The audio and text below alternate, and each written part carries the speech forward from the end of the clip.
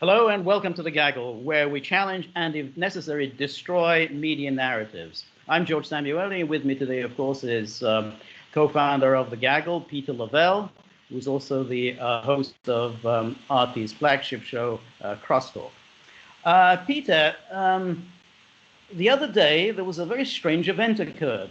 Elliott Abrams, who's the Trump administration's point man on Venezuela and Iran, gave an online, or rather a telephone type news conference in which he declared that this coming Saturday, which is 2 days from today, the sanctions, all United Nations sanctions on Iran will automatically be restored. This was, on the face of it, quite an astonishing disclosure, because I definitely remember a couple of weeks ago, there was actually a vote on this at the UN Security Council, and the United States was isolated on this issue, only with the support of the Dominican Republic. Since then, every single member of the Joint Comprehensive Plan of Action has said that the United States doesn't have any right to return to the JCPOA, having withdrawn from it in 2018, with no other view other than to have the sanctions snapped in place. So I found this a very strange comment by Abrams to say that come Saturday evening, all UN sanctions will be in place. What do you make of it, Peter? Well, I guess he has some kind of magic wand, because we already know what other countries in the world think about this. And we go back to the vote that you mentioned at the United Nations, at the Security Council. Again, this is unnecessary unilateralism, because essentially what it gets down to is that this is really targeting Russia and China. That's the whole point of this, and they're going to target their arms manufacturers that would potentially sell arms to Iran, which is legal under international law. Okay, there's nothing stopping Iran from doing that. Okay, but the interesting thing is that Elliott Abrams, well, no, he's not the sharpest knife in the drawer. Maybe he didn't get the memo, but the economic and financial and trade terms the United States has with Russian and Chinese arms makers is zero, or virtually zero. I think there might be some overlap with some kind of space stuff, but other than that, they don't exist, and they haven't existed. I don't think they've ever really existed.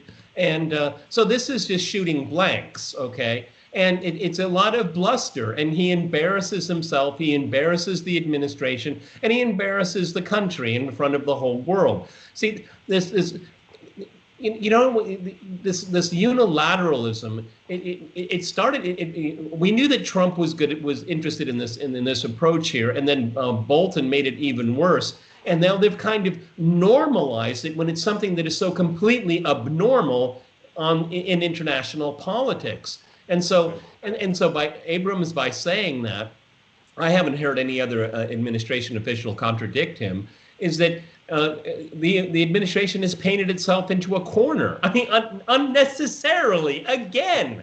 Okay. That's right. That's right.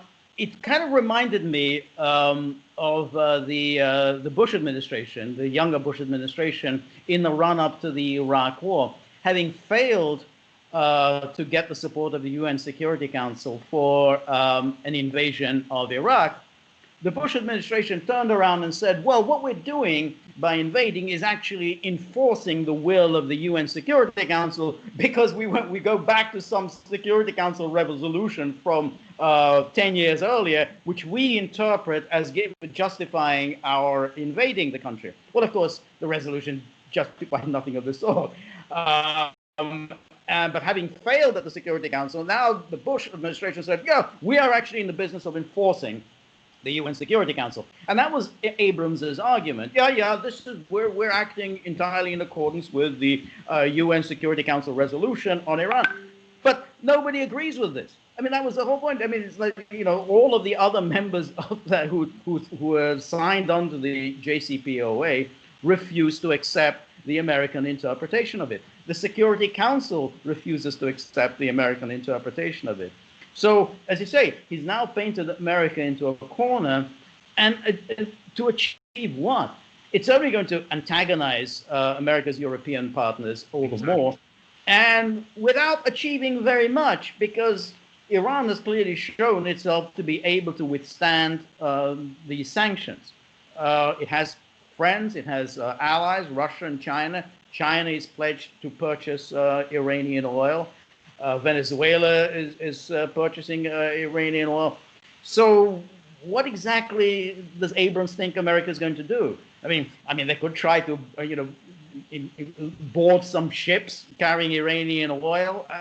That's a dangerous business. But don't you see what this does? Is that you mentioned the Europeans? Well, I mean, if we get to the point of piracy and then this constantly sanctioning of companies here, what's going to happen, what is happening, is that you start getting out of the American-dominated SWIFT system, and you start you set up some contingency funds where you trade in your local currencies. Okay, it's not easy. It's actually a lot of work, but you can get it done, and you can do it under the radar, and it's not illegal. All right. I mean, at least nominally speaking. Of course, Abrams will say it's illegal because whatever he says is legal or illegal stands for the United States. But then this is this erosion of the dollar as the most important currency in the world, and they're damaging it for political reasons. When you have a fiat currency,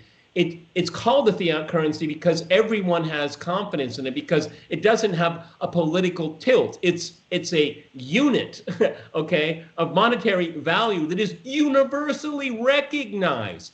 And now with and we've seen this with sanctions particularly since the end of the Cold War, is using sanctions as a political weapon. And what you're doing is you're degrading the value of the currency itself, because people will lack confidence in it. This is an unbelievable self-inflicted wound. Okay, and there's no really reversing it here. No, and particularly that Russia and China will go out of their way to help Iran out, because for them this is a freebie. Let's humiliate the United States, so they can work out something. They could even work out a direct barter system, just to ensure that Iran sells its oil. So there's going to be all sorts of ways in which they can get around the dollar, and there will be, it may be a pain in the neck to do, but it's worth it in that it humiliates the United States. It shows that the United States is unable to enforce its will. Now, it may be that Trump is now going to do something reckless, like board tankers carrying Iranian oil to China. That is a very dangerous business. And, not even Trump or Elliott Abrams, I think, are envisaging. The Chinese will escort those ships. Yeah, they will escort them. Right. Okay, you're going to fire on a Chinese ship carrying oil to China? I mean, I just said it. I hope nobody's thinking about it. All right. Right. That's exactly right. And so you really get a sense of this fantasy world that the Trump administration is wandering into. And again, it's somewhat bizarre, really, trying to understand how Trump has got himself into this mess. He still boasts of his non-interventionism, and he's changed the course of U.S. foreign policy in the Middle East. He has now got himself into an absolute mess in his confrontation with Iran, antagonizing America's allies over Iran. I mean, that doesn't really make a whole lot of sense. It makes probably electoral sense in the way that it appeals to a very small constituency. I'm thinking of the Israeli lobby, for example, and some other,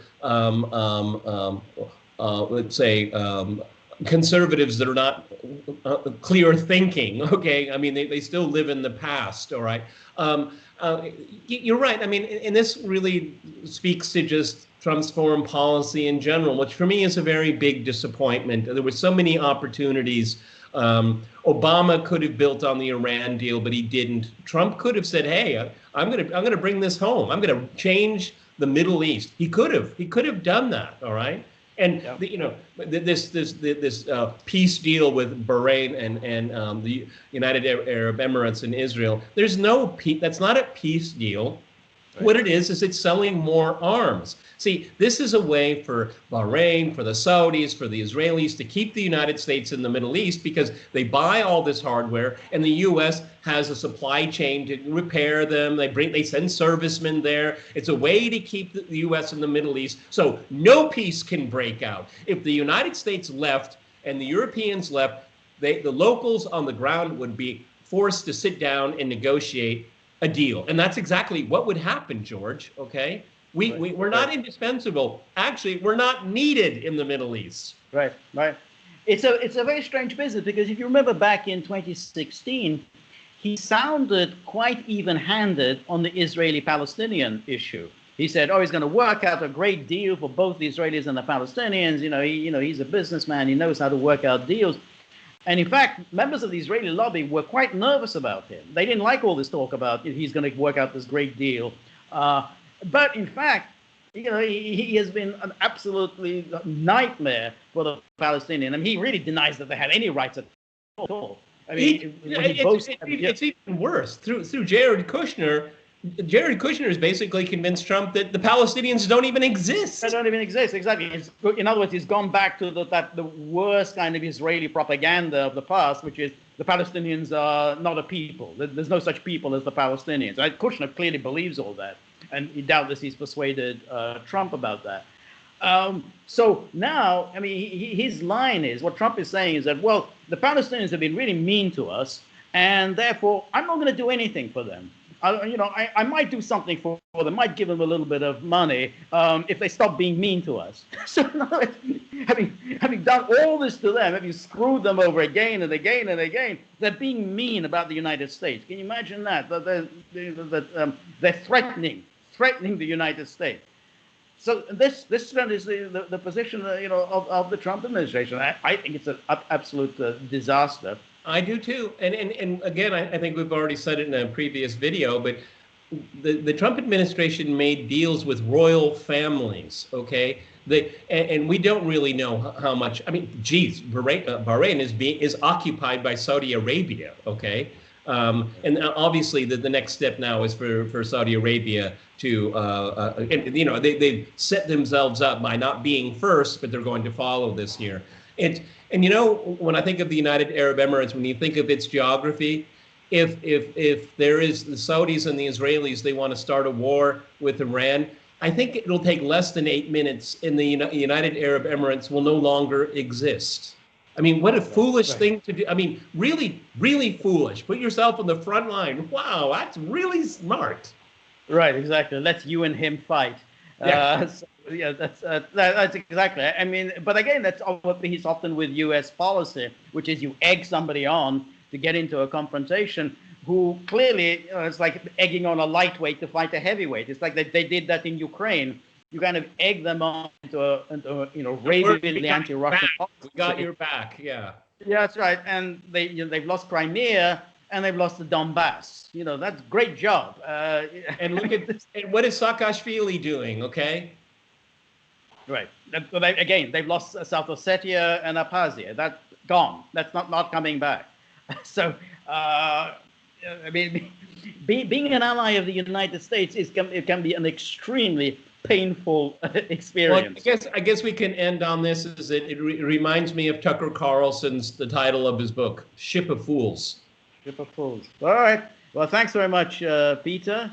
And remember, if you like The Gaggle, then please like, share, and subscribe. See you soon. Bye-bye.